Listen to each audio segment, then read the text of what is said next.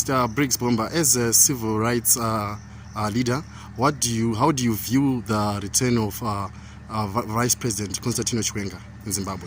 Look, the fixation with how good he's looking now is in the context of a crisis that is a crippling healthcare crisis, with citizens dying every day, when they go to Pari, Harare Hospital, Mpilo, all our public hospitals are literally shut down. The fixation with how Chiwenga came back looking this healthy, to me is quite obscene.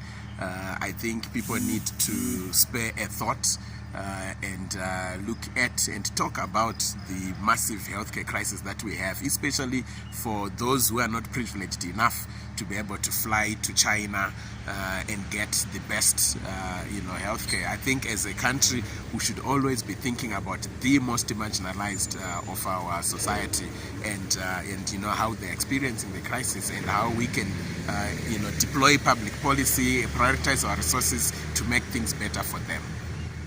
Okay, does this return signal there's going to be a shift in the corridors of power, or do you? Not from what I'm seeing. I think you have one band, Chiwenga and Mnangagwa. It's the same band. So I don't know where the innuendos about this and that happening come from. I think we need to look at them as part of the same administration.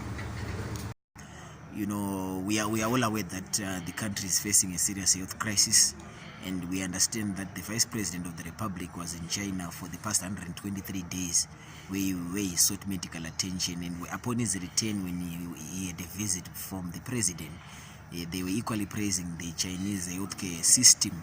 And of concern for social and economic justice activists and Zimbabweans alike is that in as much as we can celebrate how the Chinese healthcare system works, they should take notes on how to improve our healthcare system, because it is worrying that the Vice President has been quoted in the media, especially by people like Nick Mangwana, saying that the government will not tolerate government workers who are on strike, and that was in particular reference to medical doctors who have been on strike for quite a period of time, if not months. So we condemn statements that are not in sync with uplifting and improving the continual deterioration of the levels of the people. Our healthcare system requires immediate medical attention, not command a directive. So the government should shape up and take responsibility and make sure that they copy the Chinese medical facilities that are better, and have skills transfer and infrastructural transfer, so that Buyane and hospital, whatever hospital that they now call Are Hospital,